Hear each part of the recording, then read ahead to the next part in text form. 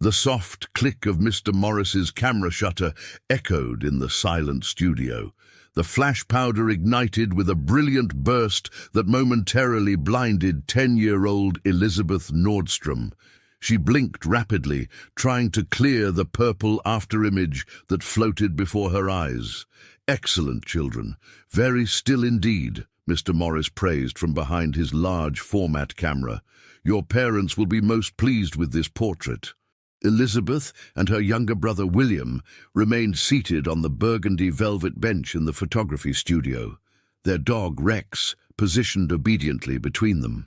The spring of 1903 had brought unexpected prosperity to the Nordstrom family after father's promotion at the St. Paul Furniture Manufacturing Company, and mother had insisted they commemorate the occasion with a proper family portrait. "May we see it now, sir?" William asked eagerly, his small hand still clutching Rex's collar to keep the dog in place. Mr. Morris chuckled, emerging from behind the black cloth drape. "Patience, young man. The glass plate must be developed, and that takes time. Your mother can collect the finished photographs next week." Rex whined softly, his tail thumping against the ornate carpet. Elizabeth noticed his eyes seemed strangely alert, almost unnaturally so, reflecting the studio lights with an unusual intensity.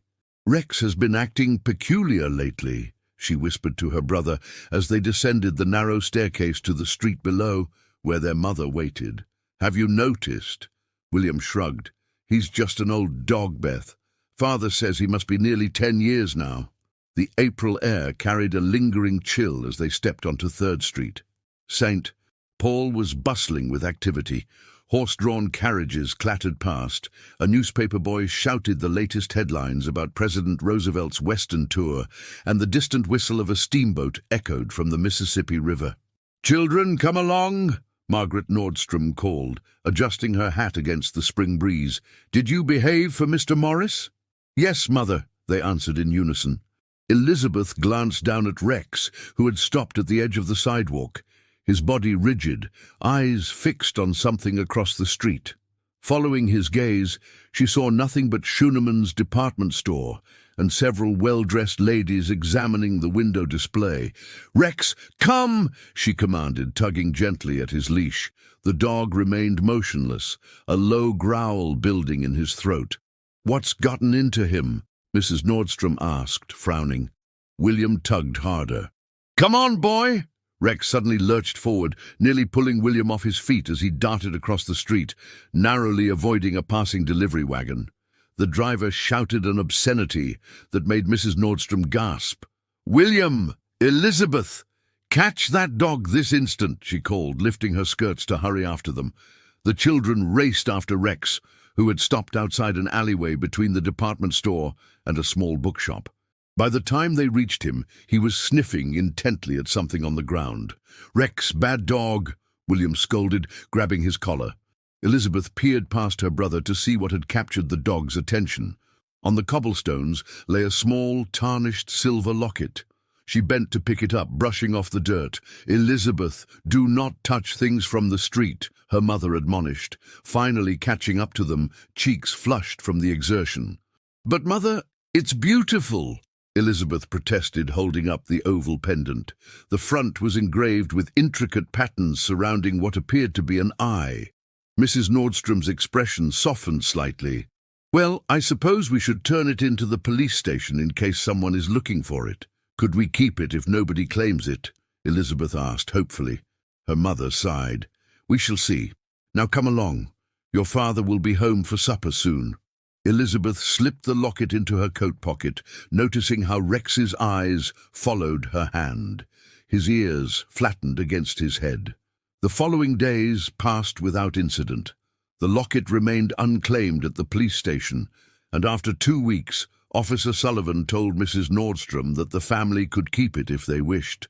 Elizabeth was delighted, carefully polishing the silver until it gleamed. "It's an unusual design," her father observed one evening, examining the locket under the electric lamp in their modest parlor.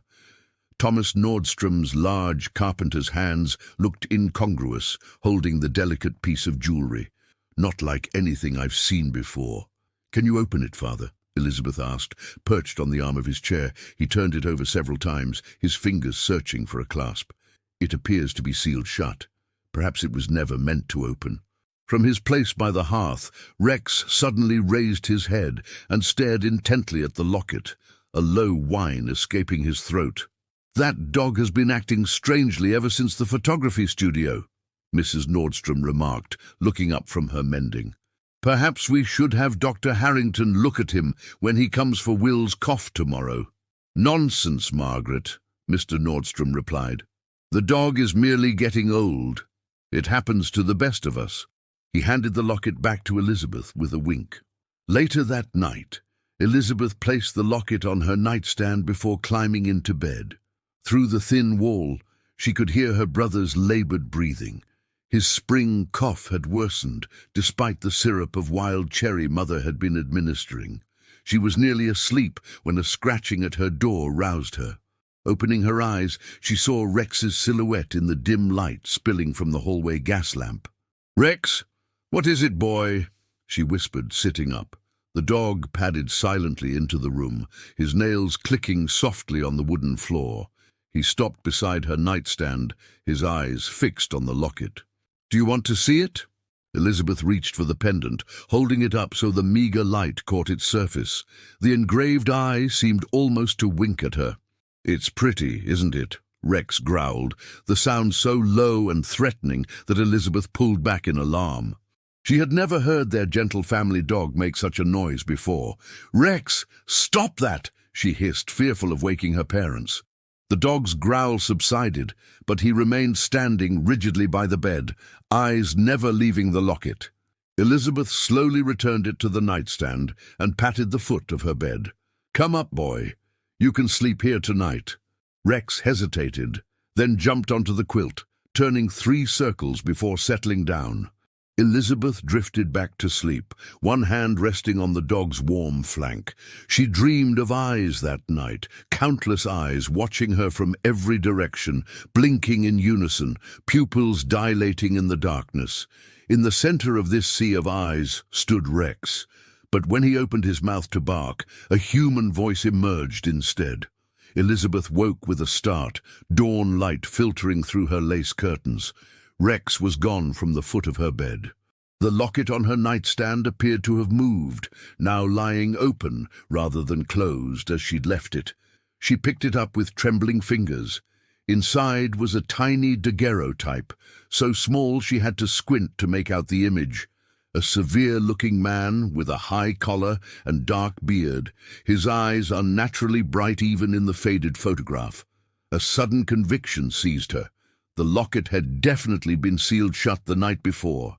How had it opened, and why did the man in the picture seem somehow familiar? Her thoughts were interrupted by her mother's voice calling urgently from William's room. "Thomas! Thomas! Come quickly! William's fever has worsened." Elizabeth hurried across the hall to find her brother thrashing in his bed, his face flushed crimson, eyes glazed and unfocused. "Beth," he croaked upon seeing her. "Tell them to make it stop looking at me." "Make what stop, Will?" she asked, moving closer as her father rushed in, still buttoning his shirt. "The eyes," William whispered, "in the corners, watching." Mrs. Nordstrom pressed a cool cloth to his forehead. "He's delirious with fever. Thomas, fetch Dr. Harrington immediately." Mr. Nordstrom was already pulling on his boots. "I'll go right away." Elizabeth backed slowly out of the room, a cold dread settling in her stomach. She returned to her bedroom and picked up the locket again. The man's eyes in the tiny photograph seemed to follow her movements. On impulse, she snapped it shut and dropped it into her dresser drawer, burying it beneath her stockings and handkerchiefs. Dr. Harrington diagnosed William with pneumonia and prescribed bed rest, steam treatments, and a mustard plaster for his chest. For 3 days, the Nordstrom household revolved around the sick room, with Mrs. Nordstrom barely leaving William's side. On the 4th day, a package arrived from Morris Photography Studio containing the portraits they'd sat for nearly a month earlier. With William still ill and her parents preoccupied, Elizabeth was the one who unwrapped the heavy cardboard envelope. The first photograph was of the entire family, mother and father standing proudly behind Elizabeth and William, who were seated on a carved wooden bench.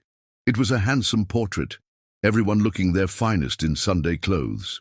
The second was the one of just the children with Rex. Elizabeth studied it closely, admiring how the photographer had captured her serious expression and William's barely contained smile. But when her eyes fell on Rex, she gasped. The dog's eyes in the photograph were not the warm brown she knew so well. Instead, they appeared almost white, with an unnatural luminescence that created the distinct impression of human eyes staring out from the dog's face. Worse, they seemed to be looking not at the camera but directly at William. As she stared in horror at the photograph, a voice called from the front door. "Hello, Mrs. Nordstrom? It's Mrs. Blackwood from next door. I've brought some chicken soup for the boy." Elizabeth carefully replaced the photographs in their envelope before going to answer the door. Mrs. Blackwood was a widow who lived in the adjacent house, known throughout the neighborhood for both her kindness and her somewhat eccentric interest in spiritualism. "Good afternoon, Mrs. Blackwood," Elizabeth greeted politely. "Mother is with William. May I take the soup to her?" The elderly woman handed over a covered tureen. "Of course, dear. How is your brother faring?" "His fever broke this morning," Elizabeth replied. "Dr. Harrington says he's improving." Mrs. Blackwood nodded approvingly. "Excellent news. The veil between worlds thins when fever takes hold. It's good he's returning fully to our side." Elizabeth had heard enough of Mrs. Blackwood's peculiar talk to know not to question such statements. But today, with the strange photograph and the mysteriously opened locket, her curiosity overcame her manners. "Mrs. Blackwood, what do you mean by the veil between worlds?" The older woman's eyes brightened with interest. "Are you curious about such matters, child? Most your age are not." Elizabeth hesitated, then asked, "Is it possible for something to look through another's eyes? To use them to watch us?" Mrs. Blackwood's expression grew serious. "You've noticed something, haven't you? Something watching." A shiver ran down Elizabeth's spine. "The family photographs came today. Rex's eyes look wrong, like someone else is looking through them." Mrs. Blackwood glanced over her shoulder, then lowered her voice. "Some believe that photographs can capture more than just our physical forms, Elizabeth. They can sometimes reveal what normally remains hidden." She paused. "May I see this photograph?" Elizabeth nodded and retrieved the envelope from the side table. Mrs. Blackwood studied the children's portrait for a long moment, her finger tracing the outline of Rex's face. "How long have you had this dog?" she finally asked.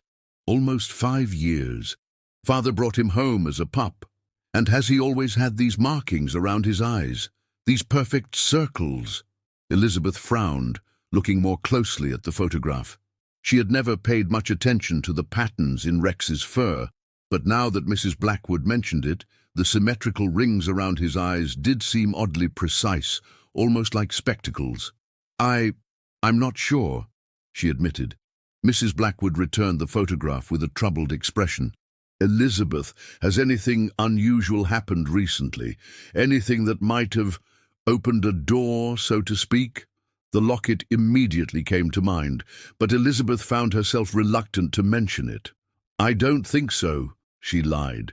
Mrs. Blackwood seemed unconvinced, but didn't press further. "Well, if you notice anything else strange, you may visit me. Sometimes what children observe, adults cannot see." She patted Elizabeth's hand. "Give my regards to your mother." After Mrs. Blackwood left, Elizabeth returned to her room and retrieved the locket from her drawer. It felt heavier somehow and colder against her palm. She tried to open it again, but it remained stubbornly sealed, as though it had never been open at all. A soft whine drew her attention to the doorway, where Rex stood watching her. His eyes, normally warm and brown, now seemed to hold something else. Something calculating and coldly intelligent that had no place in a dog's gaze. "What are you?" Elizabeth whispered, clutching the locket tightly. Rex tilted his head, his tail wagging slowly. Then he turned and padded away toward William's room. Elizabeth followed, a sense of dread building in her chest. When she reached her brother's doorway, she saw Rex sitting beside the bed, his eyes fixed intently on William's sleeping face. Their mother looked up from her chair by the window. "Ah, Elizabeth, is that Mrs. Blackwood's soup? How kind of her." "Yes, mother," Elizabeth replied automatically, unable to take her eyes off Rex. "Mother, I think Rex should stay out of Will's room while he's recovering." Mrs. Nordstrom frowned. "Whatever for? Rex has hardly left William's side these past days. I think the dog senses he's unwell." "I just think—" Elizabeth began, but was interrupted by William stirring in his bed. "Beth," he called weakly, "is that you?" She moved to his bedside, deliberately placing herself between her brother and the dog. "Yes, Will, how are you feeling?" "Better," he whispered, "but I keep having the strangest dreams." "What kind of dreams?" Elizabeth asked, acutely aware of Rex's gaze burning into her back. "About a man with a beard and bright eyes. He wants me to let him in, Beth. He says he can make me better if I just let him in." William's voice trembled. "But I don't want to. He scares me." Elizabeth felt the blood drain from her face. The description matched exactly the man in the locket she had never shown William, the photograph she had only seen herself that morning. "Don't listen to him, Will," she said firmly. "He's not real, just a fever dream." Behind her, Rex growled softly. The following morning, Elizabeth awoke to find Rex sitting at the foot of her bed, his unblinking gaze fixed on her face. She had locked her bedroom door the night before. She was certain of it, yet here he was, inside her room, watching her with those eyes that seemed increasingly human with each passing day. "How did you get in?" she whispered, pulling her quilt up to her chin. Rex's only response was to tilt his head slightly, the morning light from the window creating an eerie gleam in his eyes. On her nightstand, the silver locket lay open once again, though Elizabeth distinctly remembered hiding it in her jewelry box before bed. The tiny daguerreotype inside seemed to have changed overnight. The bearded man's face appeared clearer, his features more defined, and his eyes, those penetrating eyes, seemed somehow closer to the surface of the image, as if he were pressing against the confines of the photograph. A gentle knock at her door broke the spell of fear that had momentarily paralyzed her. "Elizabeth, are you awake, dear?" her mother called softly. "Yes, mother," she replied, quickly shutting the locket and slipping it under her pillow. Margaret Nordstrom entered, already dressed for the day in her blue cotton dress, her hair neatly pinned. "Your brother is much improved this morning. Dr. Harrington believes the crisis has passed." She paused, noticing Rex. "How strange. I was certain that dog was in William's room when I came downstairs." Elizabeth said nothing, watching as her mother absent-mindedly stroked Rex's head. The dog leaned into the touch, the picture of canine contentment, yet his eyes never left Elizabeth's face. "Mrs. Blackwood has invited you to take tea with her this afternoon," Mrs. Nordstrom continued. "I told her you would be delighted to accept. It's kind of her to take an interest in you, and with William still recovering, it would do you good to get out of the sick room for a while." Under normal circumstances, Elizabeth might have protested being sent to spend an afternoon with their elderly neighbor, but today she felt a surge of relief. Perhaps Mrs. Blackwood, with her knowledge of spiritualism and the supernatural, might have answers about the locket and Rex's increasingly disturbing behavior. "Thank you, Mother. I would like that." After breakfast, Elizabeth helped with the morning chores, all the while aware of Rex following her movements throughout the house. Whenever she turned to look at him, he would be engaged in perfectly normal dog behavior, sleeping by the stove, begging for scraps or scratching behind his ears. Yet the moment she looked away, she could feel those eyes on her again, watching, assessing. Just before noon, she slipped back to her room and retrieved the locket from beneath her pillow. On impulse, she decided to take it with her to show Mrs. Blackwood. As she was leaving her room, she nearly collided with her father in the hallway.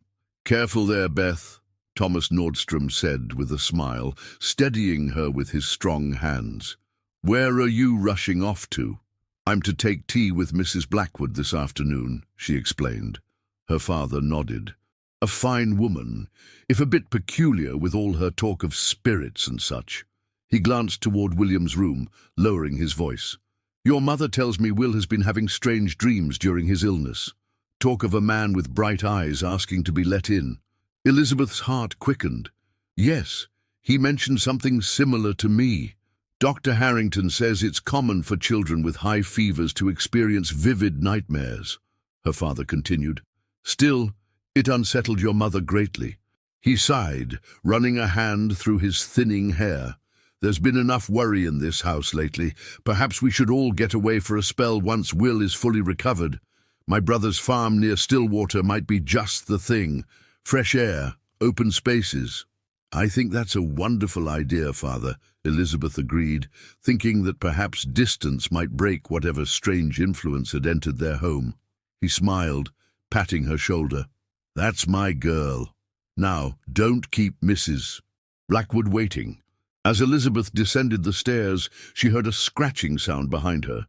Rex stood at the top of the staircase, one paw raised as if to follow. His eyes, those increasingly human eyes, narrowed with what she could only interpret as calculation. "Stay, Rex," she commanded, with more authority than she felt. To her surprise, the dog lowered his paw and sat, though his gaze never wavered. Outside, the May sunshine had finally brought warmth to St. Paul after the long Minnesota winter. Lilacs were blooming in the front gardens along Summit Avenue, and children played hoops and jacks on the sidewalks. The normalcy of the scene provided Elizabeth with a moment's comfort as she made her way next door to Mrs. Blackwood's Victorian home. The elderly woman welcomed her warmly, ushering her into a parlor that smelled of lavender and old books. Unlike the Nordstroms' practical, modest home, Mrs. Blackwood's residence was filled with exotic curios, ornate furniture, and shelves lined with leather-bound volumes. "I've been expecting you, my dear," Mrs. Blackwood said, pouring tea into delicate porcelain cups. "You have questions, I think." Elizabeth nodded, accepting the cup with slightly trembling hands. "It's about Rex, our dog, and this." She withdrew the locket from her pocket, placing it on the lace tablecloth between them. Mrs. Blackwood's eyes widened. "Where did you find this?" she asked, making no move to touch it. "In an alley near Schuneman's department store. Rex led us to it, almost as if—" Elizabeth hesitated. "Almost as if he knew it was there. May I?" Mrs. Blackwood gestured toward the locket. When Elizabeth nodded, she carefully picked it up, turning it over in her wrinkled hands. "This is very old, mid-19th century, I would guess. And these engravings, they're not merely decorative." She traced the pattern with her fingertip. "This is an ocular amulet, a talisman designed to contain a spirit." "Contain a spirit?" Elizabeth repeated, her voice barely above a whisper. Mrs. Blackwood nodded gravely. "Some cultures believe that spirits, those who have not fully crossed to the other side, can be bound to objects. Sometimes for protection, sometimes for more nefarious purposes." She attempted to open the locket, frowning when it remained sealed. "You said there was a photograph inside." "Yes, of a man with a dark beard and very bright eyes. I saw it clearly yesterday, but now I can't get it open again." The older woman's frown deepened. "Elizabeth, I must ask you something, and I need you to answer truthfully.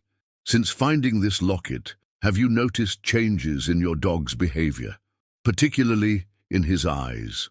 Elizabeth nodded slowly. "His eyes look different, more human somehow. And he watches us constantly, especially William during his illness. Will says a man visits him in his dreams, asking to be let in." She hesitated, then added, "The man in his dreams matches the photograph in the locket." Mrs. Blackwood set down her teacup with a clatter. "This is worse than I feared. The spirit contained in this locket has found a vessel, your dog. Animals, particularly loyal ones like family pets, can sometimes be more susceptible to spiritual influence than humans." "But why would a spirit want to possess Rex?" Elizabeth asked, struggling to make sense of the old woman's words. "Not to possess the dog permanently," Mrs. Blackwood clarified. "The dog is merely a stepping stone. What it truly wants is your brother." Elizabeth felt a cold dread settle in her stomach. "William? Why?" "The fever weakened him, child. Illness creates vulnerability in the barrier between body and spirit. Your brother's fever opened a door, and this entity," she tapped the locket, "is trying to step through it." "How do we stop it?" Elizabeth asked, her fear now overshadowed by determination to protect her brother.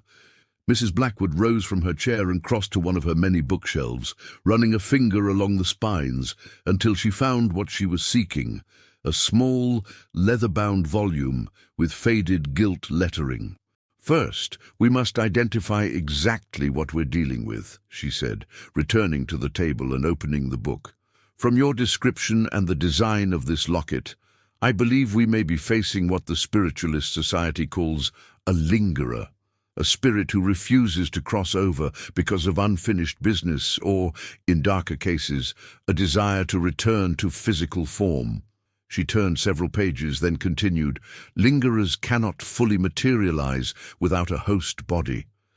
They begin by influencing the physical world in small ways, moving objects, appearing in dreams. Then they seek a temporary vessel, often an animal, while they prepare for their true goal, human embodiment." "And William is to be this embodiment?" Elizabeth asked, her voice trembling. "It would appear so. His illness made him vulnerable, and children are generally more receptive to spiritual influences than adults." Mrs. Blackwood studied Elizabeth's face carefully. "But there's something else, isn't there? Something you haven't told me." Elizabeth hesitated, then confessed, "The photograph we had taken at Morris's studio. Rex's eyes in the picture, they're not his own. They're human eyes looking out at us." Mrs. Blackwood nodded solemnly. "Photography sometimes captures what exists between worlds rather than in our own. What your human eyes perceived as normal, the camera revealed as it truly is." She closed the book with a decisive snap. "We must act quickly. The spirit's influence grows stronger each day. What should we do? The locket is key. It was designed to contain this spirit, and so it must be used to bind it once again." Mrs. Blackwood rose, moving to a cabinet inlaid with mother-of-pearl. From it, she withdrew a small wooden box. "I have certain tools that may help us." She opened the box to reveal an assortment of strange items, crystals, dried herbs, a small silver bell, and what appeared to be a human tooth. "Mrs. Blackwood," Elizabeth began hesitantly, "my parents wouldn't approve of spiritualism." The elderly woman smiled kindly. "Your parents needn't know, my dear. Sometimes the old ways are the only ways to address such matters. Now tell me, where is the dog at this moment?" "At home with William," Elizabeth replied, suddenly anxious to return. "Then we have no time to lose. Take these." Mrs. Blackwood pressed a small muslin bag of herbs and a clear quartz crystal into Elizabeth's hand. "Place the herbs under your brother's pillow. They'll strengthen the barrier between him and the spirit world. The crystal should be kept on your person at all times. It will help you see clearly when others cannot." She returned the locket to Elizabeth, wrapping it carefully in a square of black silk. "Do not open this again, no matter how it calls to you. Tonight, when the clock strikes midnight, you must take the locket to running water, the Mississippi will do, and cast it in. Water is a natural boundary between worlds. It will carry the locket away, and with it, the spirit's connection to your home." Elizabeth tucked the wrapped locket and other items into her pocket, her mind racing with questions, but her heart certain that Mrs. Blackwood's instructions were her only hope of protecting William. "What about Rex?" she asked as she prepared to leave. "Will he return to normal once the locket is gone?" Mrs. Blackwood's expression grew troubled. "That depends on how deeply the spirit has influenced him. Animals are sensitive creatures, and prolonged spiritual possession can change them permanently." She squeezed Elizabeth's hand. "Be careful around him until this is resolved. The spirit will sense your intentions and may try to stop you." As Elizabeth hurried back home, the weight of the locket seemed to grow heavier in her pocket. The afternoon had advanced toward evening, the lengthening shadows making the familiar streets of her neighborhood seem somehow threatening. When she reached her house, she found her mother in the kitchen, preparing supper. "There you are, Elizabeth," Mrs. Nordstrom said with a distracted smile. "Did you have a pleasant visit with Mrs. Blackwood?" "Yes, Mother," Elizabeth replied, trying to keep her voice steady. "How is William?" "Much improved. He's sitting up in bed, reading one of his adventure books. Your father is with him now." She paused, wiping her hands on her apron. "Though I must say, Rex has been behaving most peculiarly. He won't leave William's side, and when Thomas tried to move him, he actually growled. I've never known him to be anything but gentle." Elizabeth felt a chill run down her spine. "Where is Rex now?" "Still in William's room. I was about to bring up a bowl of broth for your brother. Would you take it to him? Perhaps you can convince that dog to come down for his supper." Elizabeth accepted the tray, glad for the excuse to check on her brother. As she climbed the stairs, she could hear her father's deep voice reading aloud, one of Kipling's Just So stories, William's favorite. She paused outside the bedroom door, taking a deep breath before entering. The scene inside appeared perfectly normal.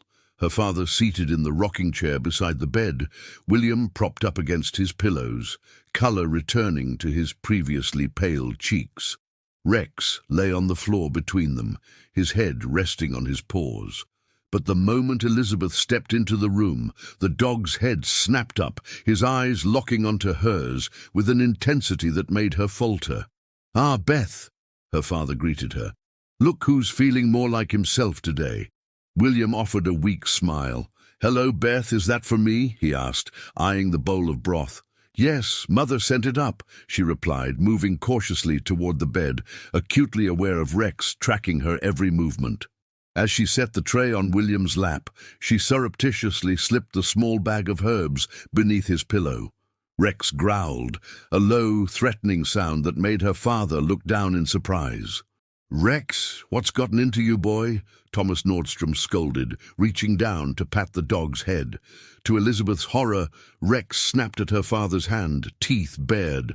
Thomas jerked back, narrowly avoiding being bitten. "Well, that's quite enough of that," he said sternly, rising from his chair. "Outside with you, Rex, now." The dog didn't move, his gaze still fixed on Elizabeth, a growl rumbling continuously in his chest. "Rex, outside," her father repeated, moving toward the dog with clear intention to physically remove him if necessary. What happened next occurred so quickly that Elizabeth would later struggle to recall the exact sequence of events. Rex lunged, not at her father, but at William's bed, specifically at the pillow where she had hidden the herbs. In the same moment, William cried out and spilled the broth across his blankets, creating momentary confusion. Thomas grabbed Rex by the collar, dragging the now snarling dog toward the door, while Mrs. Nordstrom rushed in, alerted by the commotion. "What on earth is happening?" she demanded, taking in the chaotic scene. "This dog has lost his senses," Thomas declared, struggling to maintain his grip on Rex's collar as the animal thrashed and growled. "Margaret, open the cellar door. He'll stay down there tonight until we decide what to do with him." Elizabeth watched, frozen in place, as her father wrestled Rex from the room. The dog's eyes, now wildly rolling, caught hers one last time, and in that moment she saw something that made her blood run cold. Behind the canine fury was a calculating human intelligence, and it was filled with hatred. Once Rex had been secured in the cellar, the household gradually returned to order. William's bedding was changed, a fresh bowl of broth provided, and Mrs. Nordstrom applied a cool compress to his forehead, concerned that the excitement might trigger a relapse of his fever. "I've never seen Rex behave that way," her father said later, as the family sat in the parlor after William had fallen asleep. 10 years I've worked with wood, and I know when something's gone bad in the grain. That dog isn't right anymore." "Perhaps he's ill himself," Mrs. Nordstrom suggested. "We could ask Dr. Harrington to examine him." Thomas shook his head. "No, Margaret. I won't have that animal back in the house until I'm certain he's no threat to the children. Tomorrow, I'll take him to Dr. Peterson, the veterinarian. If there's nothing physically wrong with him, he left the implication unspoken. But Elizabeth understood. If Rex couldn't be cured, he would be put down. Under normal circumstances, the thought would have devastated Elizabeth. Rex had been part of their family since she was 5 years old. But now, with the knowledge Mrs. Blackwood had shared, she felt only a grim determination. The entity inside Rex, the man from the locket, had to be stopped before it could take William. "May I be excused, Mother?" Elizabeth asked quietly. "I'm rather tired after all the excitement."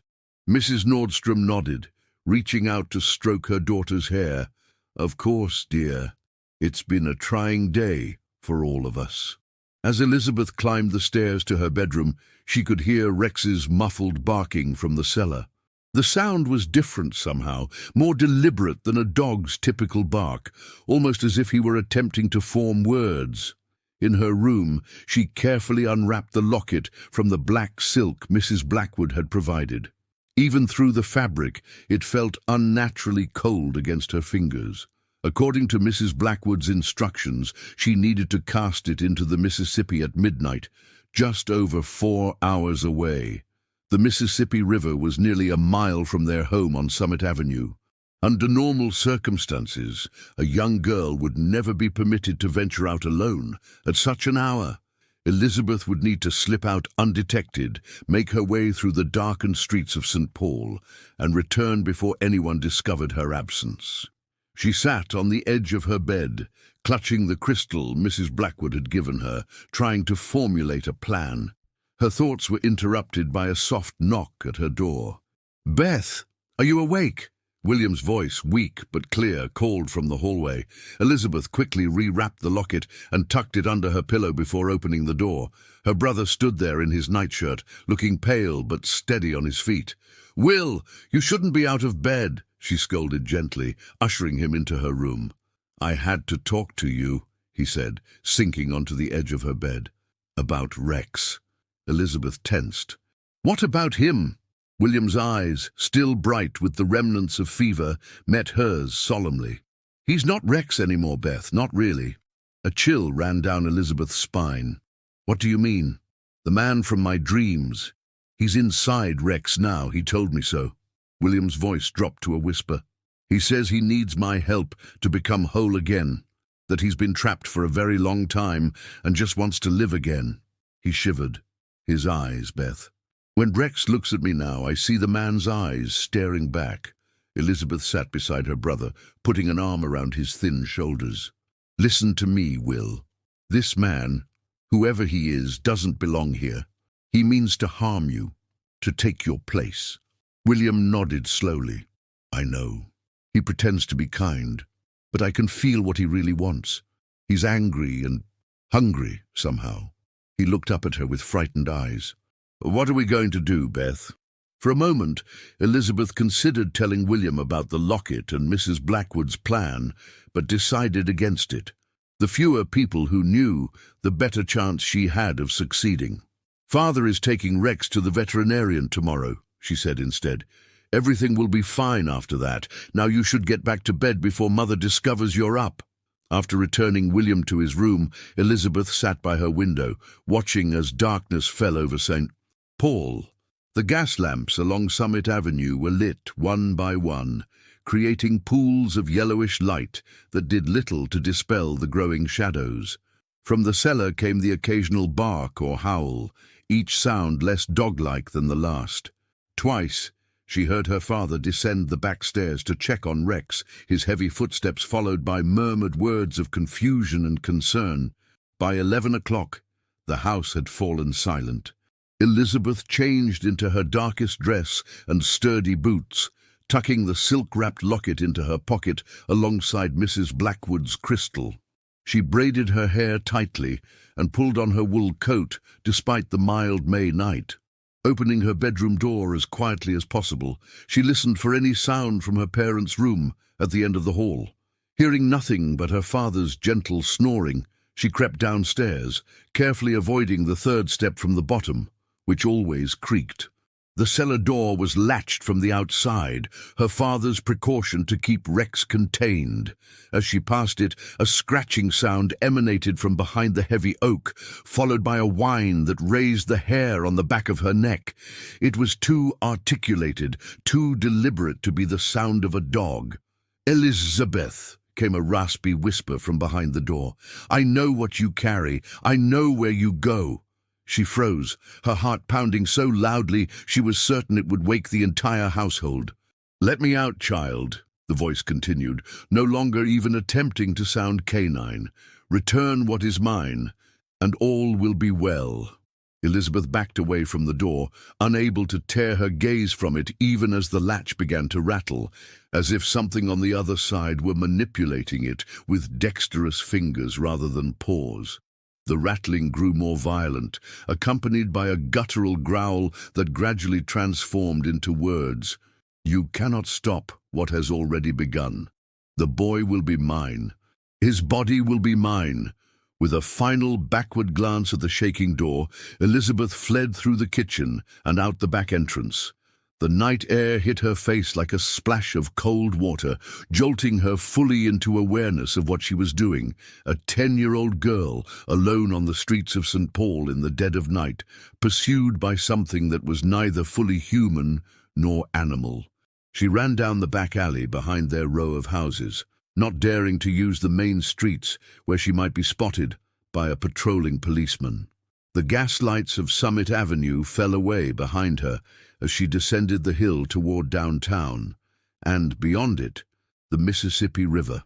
St. Paul at night was a different world from the bustling city she knew by day.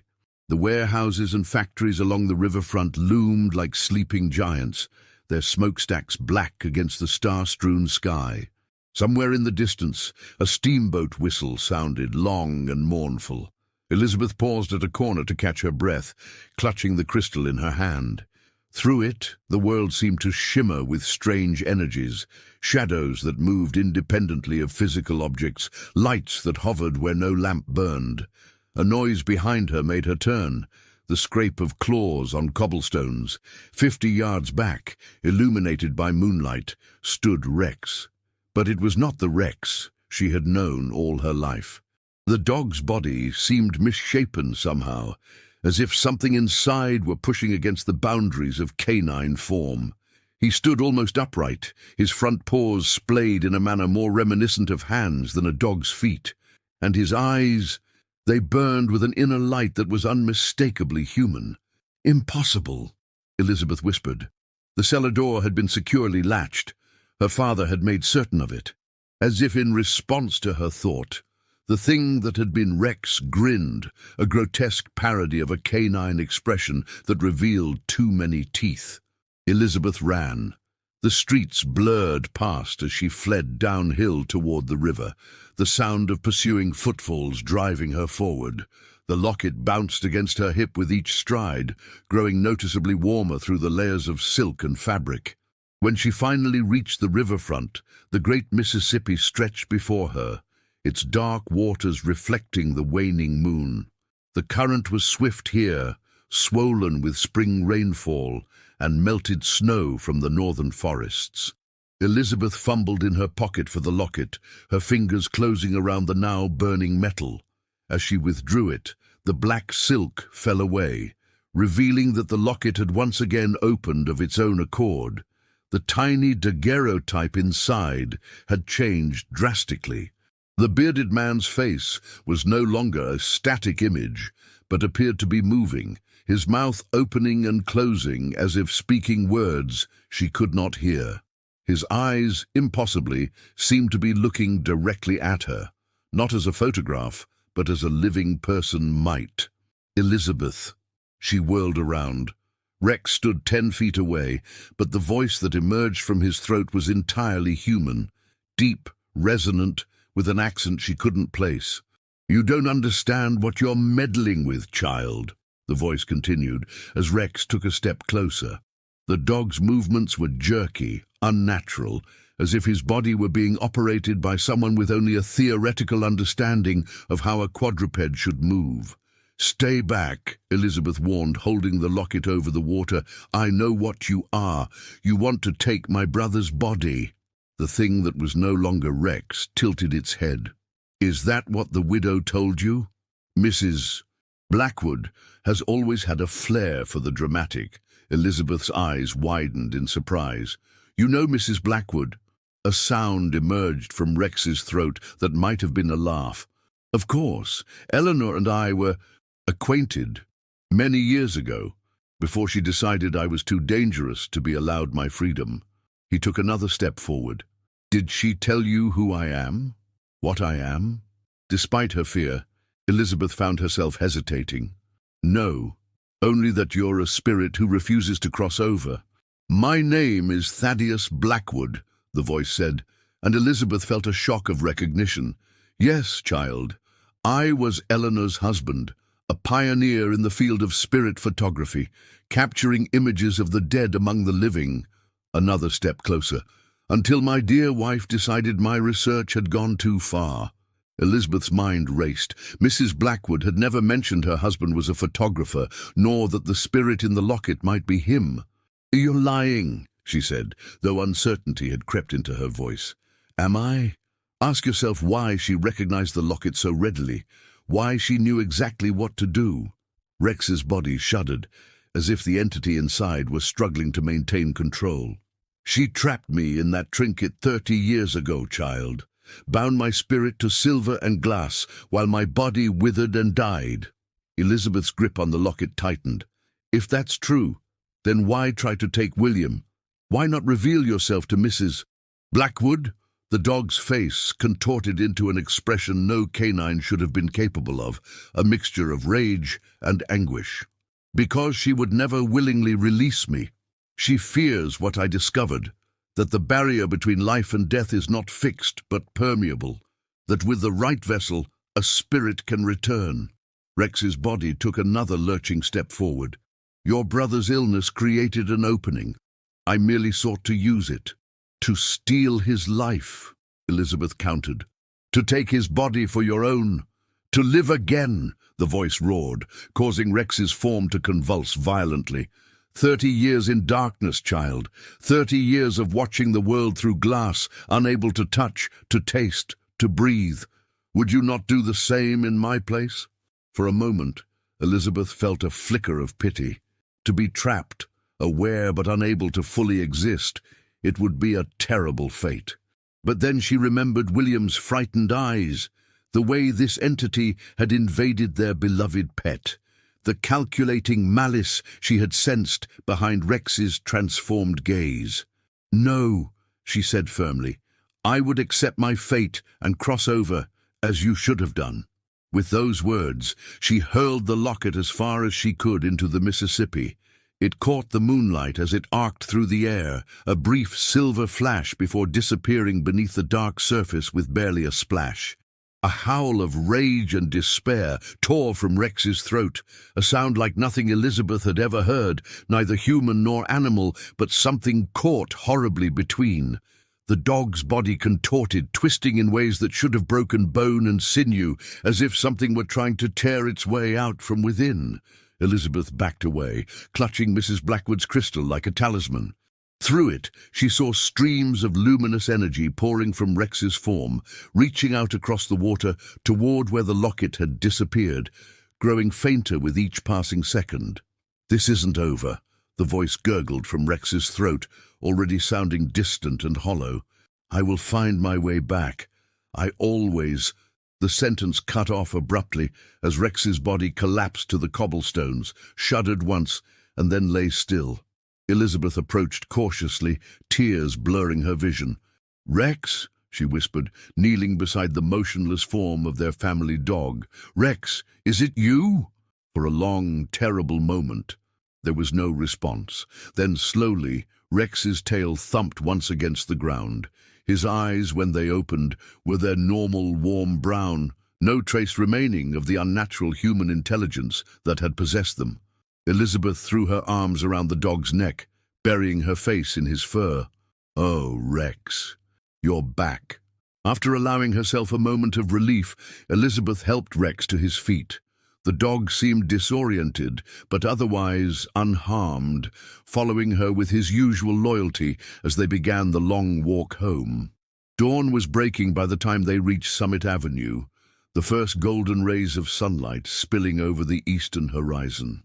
Elizabeth knew she would face questioning and likely punishment for her nighttime adventure, but as she approached their house, she was surprised to see Mrs. Blackwood standing on the front porch, deep in conversation with her parents. All three adults turned as Elizabeth and Rex came up the garden path. "Elizabeth Nordstrom!" her mother exclaimed, rushing forward. "Where on earth have you been? We've been frantic with worry." Her father looked stern but relieved. "The cellar door was open, Rex was missing, and then we found your bed empty." He glanced at Mrs. Blackwood. "Mrs. Blackwood suggested you might have gone to the river." Elizabeth met the elderly woman's gaze, seeing both understanding and a question there. "I had to return something that didn't belong to us," she said simply. Mrs. Blackwood nodded almost imperceptibly. "And was your errand successful, child?" "Yes, ma'am. The locket is gone." "Locket? What locket?" Mrs. Nordstrom asked, confusion evident in her voice. "Elizabeth, you will explain yourself this instant." Before Elizabeth could respond, William appeared in the doorway, looking stronger than he had in days. "Beth, you're back!" His eyes went to Rex, wary at first, then brightening. "Rex, you're you again!" Thomas Nordstrom looked between his children, bewilderment giving way to suspicion. "Would someone please tell me what is going on?" Mrs. Blackwood placed a gentle hand on his arm. "Perhaps we should all go inside, Mr. Nordstrom. There is much to discuss, and I believe your daughter has had quite an eventful night."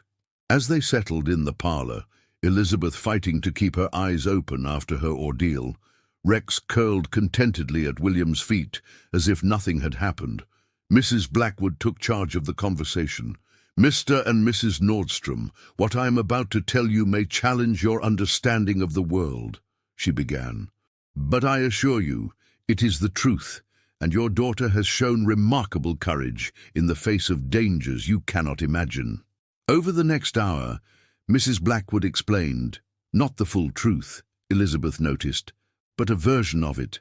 She spoke of the locket as a cursed object that had caused Rex's strange behavior and affected William's recovery from pneumonia. She described Elizabeth's actions as necessary to remove this negative influence from the household, though she tactfully omitted any mention of spirits, possession, or her own deceased husband. To Elizabeth's surprise, her parents seemed to accept this explanation, perhaps because it aligned with their own observations of Rex's uncharacteristic aggression and William's troubled dreams. "The important thing, Mrs. Blackwood concluded, is that the locket is now gone, disposed of properly where it can harm no one else. Your son will recover fully, your dog is himself again, and your daughter has shown wisdom and bravery beyond her years." Thomas Nordstrom cleared his throat, clearly uncomfortable with the entire situation, but unable to deny the evidence before him. "Well, while I cannot condone a child wandering the streets alone at night, it seems we owe you a debt of gratitude, Elizabeth." He glanced at Mrs. Blackwood. "And to you as well, ma'am, for your guidance in this matter." Later, as Mrs. Blackwood prepared to return to her own home, Elizabeth walked with her to the door. "You didn't tell them everything," she said quietly. "About Mr. Blackwood." The elderly woman's face grew solemn. "Some truths are too heavy for certain shoulders, child. Your parents would not understand, indeed they should not have to understand, the darker realities that exist alongside their world of furniture factories and church socials. Was it really him? Your husband?" Mrs. Blackwood sighed, suddenly looking every one of her 62 years. "Yes, Thaddeus was brilliant in his way, a pioneer in spirit photography, but he became obsessed with more than just capturing images of the dead. He wanted to bring them back. His experiments grew increasingly dangerous until I had no choice but to stop him. He said you trapped him in the locket. After a fashion, the truth is more complex. Thaddeus found a way to separate his spirit from his body temporarily, to step beyond the veil, as he called it. But during one such experiment, I sealed the locket that anchored him to this world. His body died while his spirit was in transit. She shook her head sadly. I never intended that outcome, only to prevent him from bringing something truly malevolent back with him. Elizabeth absorbed this in silence, then asked, "Will he ever return?" "Not in our lifetime, child. The Mississippi will carry that locket far from here, perhaps all the way to the Gulf of Mexico. Without a physical anchor or a willing vessel, a spirit cannot maintain its presence in our world." Mrs. Blackwood smiled reassuringly. "Your brother is safe now, and your dog is just a dog again, a good, loyal animal who will remember nothing of his brief time as something else." As Mrs. Blackwood turned to leave, Elizabeth called after her. "The photograph, the one from Morris's studio with Rex's strange eyes. Should we destroy it?" The older woman considered this, then shook her head. "No, keep it as a reminder, hidden away where only you can find it. Some experiences, though frightening, shape us in ways we only understand years later." She fixed Elizabeth with a meaningful look. "You have a sensitivity to the world beyond the veil, child. In time, you may find it a gift rather than a burden." With those words, Mrs. Blackwood departed, leaving Elizabeth to contemplate all that had transpired. Later that day, she retrieved the children's portrait from where her mother had stored it and examined Rex's eyes once more. They still appeared unnaturally human in the photograph, a permanent record of Thaddeus Blackwood's brief possession. But the malevolence she had perceived before seemed diminished now, reduced to mere shadow and silver nitrate. Elizabeth slipped the photograph between the pages of her journal and tucked it away in her desk drawer. As Mrs. Blackwood had suggested, some reminders were worth keeping, even if they could never be fully explained to others. That night, for the first time in weeks, the entire Nordstrom household slept peacefully. William's recovery accelerated rapidly, Rex returned to his gentle, protective self, and Elizabeth found herself looking at the world with new eyes, eyes that, thanks to her experiences, could now glimpse the thin places where this world and others sometimes intersected. And if, in the years that followed, she occasionally thought she saw something watching her from the reflections in windows or the shadows of doorways, she kept such observations to herself. Some truths, as Mrs. Blackwood had said, were too heavy for certain shoulders, but Elizabeth's shoulders had proven strong enough to bear them. St. Paul, Minnesota, October 1910. Elizabeth Nordstrom Bennett adjusted her hat in the mirror, tucking a stray strand of hair behind her ear. At 17, she had grown into a thoughtful young woman with observant eyes that often caused people to remark she seemed older than her years. "Beth, are you nearly ready?" her husband Michael called from downstairs. "The service begins at 11. "Coming," she replied, casting one final glance at her reflection. 7 years had passed since the incident with the locket and Rex, years in which Elizabeth had tried to embrace a normal life, finishing her schooling, meeting Michael Bennett at a church social, and marrying him just 3 months ago. Yet she had never fully escaped the shadow of that spring night in 1903. The sensitivity Mrs. Blackwood had identified in her had only grown stronger with time, manifesting in dreams, intuitions, and occasional glimpses of things others could not see.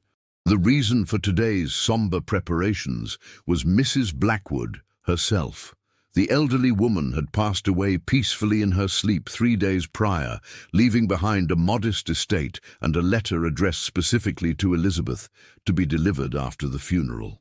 Elizabeth descended the stairs to find Michael waiting in the foyer, handsome in his black suit, his expression gentle with concern. "Are you all right, my dear?" he asked, taking her gloved hands in his. "I know Mrs.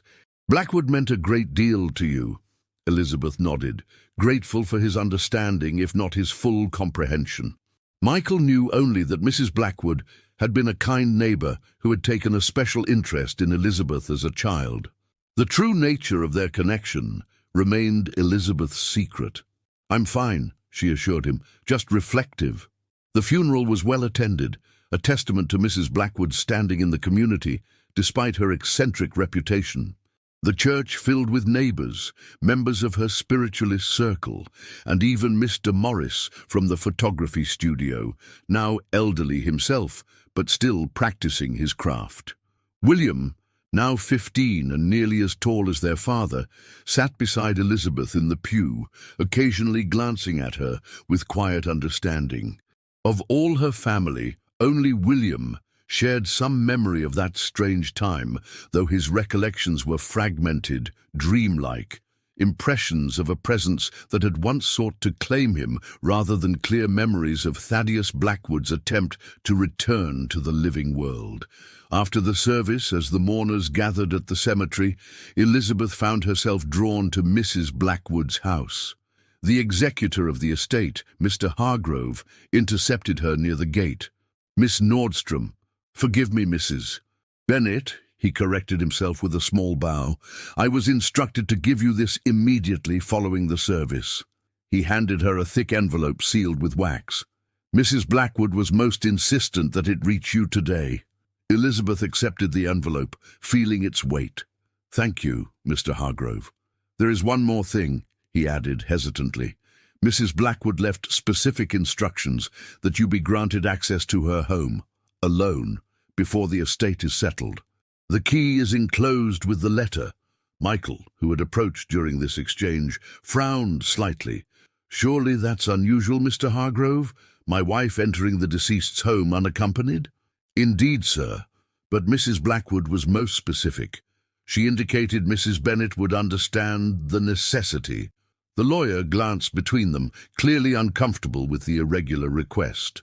Elizabeth placed a reassuring hand on Michael's arm. "It's all right. Mrs. Blackwood was unconventional in life. It's only fitting she should be so in death as well." She offered a small smile. "Perhaps she wished me to retrieve some personal item before the house is cleared." Though clearly not entirely satisfied, Michael nodded. "Very well, I shall wait for you at the gate." Once alone, Elizabeth broke the seal on the envelope. Inside was a letter written in Mrs. Blackwood's elegant, if somewhat shaky, handwriting, along with a brass key. "My dear Elizabeth, if you are reading this, I have at last crossed the veil that I spent so much of my life studying.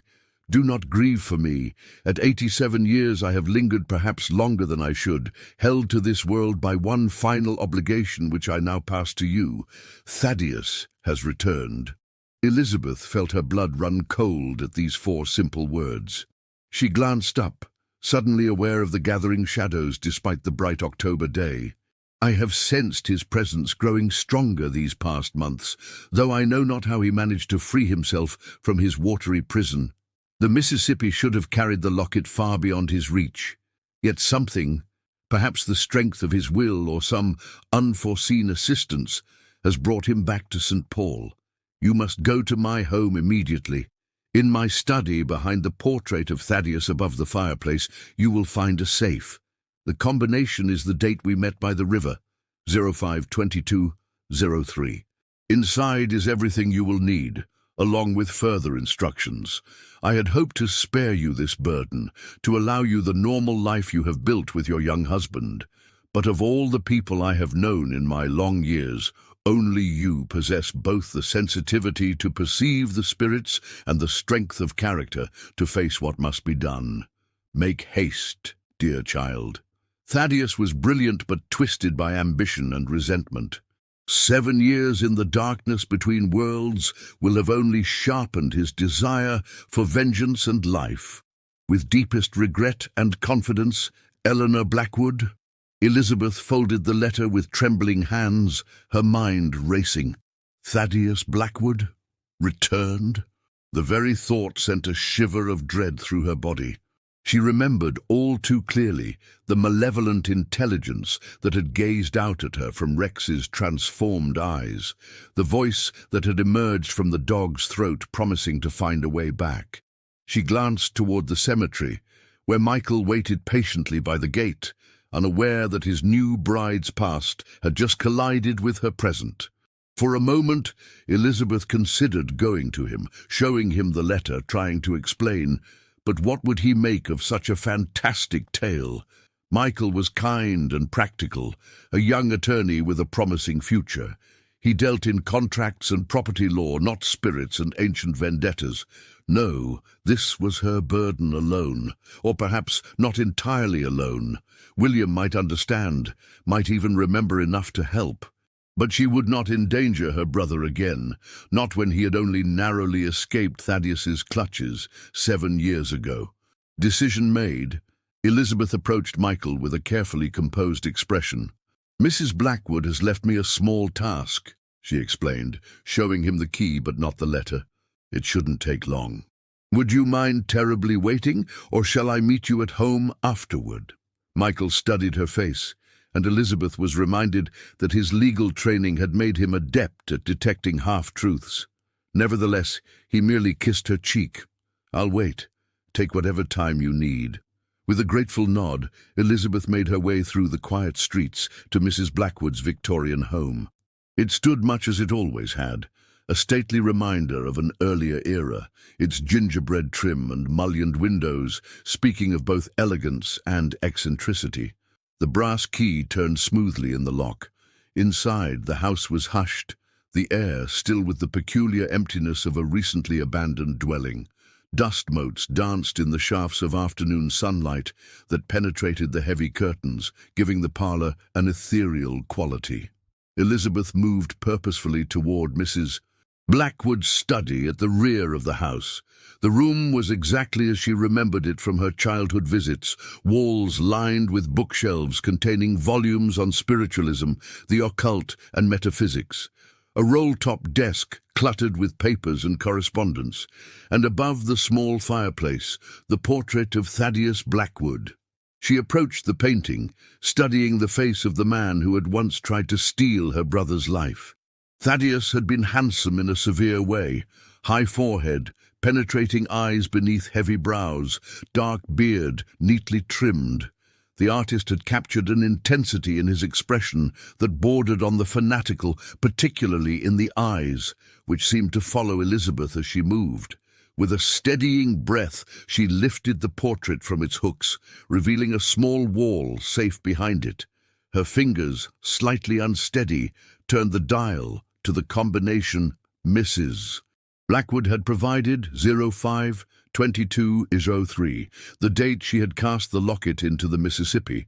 The safe door swung open with a soft creak, revealing several items: a leather-bound journal, a small wooden box, and an envelope similar to the one Mr. Hargrove had given her. Elizabeth removed these items and placed them on the desk before closing the safe and rehanging the portrait. She opened the envelope first, finding another letter in Mrs. Blackwood's handwriting. "Elizabeth, if you are reading this, then you have heeded my warning about Thaddeus's return. The journal contains my research and observations over the past 7 years, particularly the signs I have noted in recent months that suggest his growing influence in our world once more. The wooden box contains 3 objects essential to your task.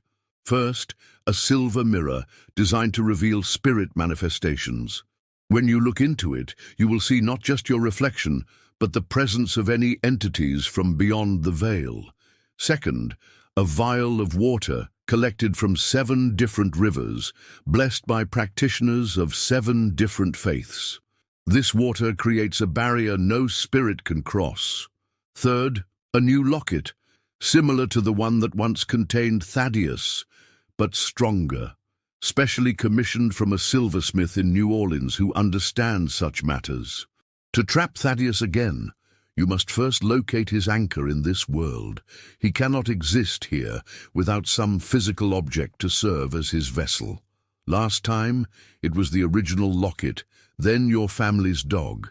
This time, I fear he has found something or someone with a stronger connection to him. The most likely vessel would be something that belonged to him in life or bears his image. Though I dispersed most of his possessions after his death, some items may have found their way back to St. Paul through antique dealers or collectors, unaware of their significance. Once you identify his anchor, you must confront him directly. Use the silver mirror to confirm his presence, then employ the blessed water to weaken his hold. Finally, open the new locket in his presence. It will draw his spirit in, much as a vacuum pulls in air. This task is dangerous, Elizabeth. Thaddeus was formidable in life and has had 7 years to nurture his resentment in death. He will recognize you and remember your role in his previous banishment. Take no unnecessary risks, trust no unexpected allies, and above all, do not allow him to sense your intentions until the moment is right. May whatever higher powers exist watch over you, my dear. Eleanor Elizabeth set down the letter, her mind reeling with the enormity of the task before her. She opened the wooden box, finding exactly what Mrs. Blackwood had described, a small silver hand mirror with strange symbols etched around its edge, a crystal vial of clear water, and a silver locket larger and more intricately engraved than the one she remembered from childhood. With hesitant fingers, she lifted the mirror, angling it to catch her reflection in the dim light of the study. At first she saw only herself, pale with tension, eyes wide with apprehension. But as she continued to gaze into the polished surface, the image seemed to ripple like the surface of a pond disturbed by a dropped stone. Behind her reflection, shadows gathered and shifted, taking on vague human forms that drifted through the study like smoke. Elizabeth gasped, nearly dropping the mirror. The room around her appeared empty to her direct gaze, but in the mirror it teemed with ethereal presences, not fully formed spirits, but the residual energies that Mrs. Blackwood had once explained accumulate in places where the veil between worlds grows thin. She lowered the mirror with shaking hands, understanding now why Mrs. Blackwood had lived alone all these years. How could one share a home with another when one was never truly alone? Next, Elizabeth opened Mrs. Blackwood's journal, scanning the most recent entries for clues about Thaddeus's return. The elderly woman's observations were methodical, detailing subtle changes in the spiritual atmosphere of St. Paul, unexpected cold spots in the height of summer, an uptick in reported nightmares among her spiritualist circle, animals behaving erratically along certain streets. The final entry, dated just a week before Mrs. Blackwood's death, caught Elizabeth's attention. October 10th, 1910. I am certain now. The disturbances center around the new photography studio on Wabasha Street, Morris & Son. Young Frederick Morris has been exhibiting a collection of his father's early work, including, I have learned, several experimental spirit photographs taken under Thaddeus's guidance in the 1870s. One photograph in particular, a portrait of Thaddeus himself, with what appears to be a spectral figure emerging from his shoulder, has been prominently displayed. 3 visitors to the exhibition have since reported strange dreams and sensations of being watched.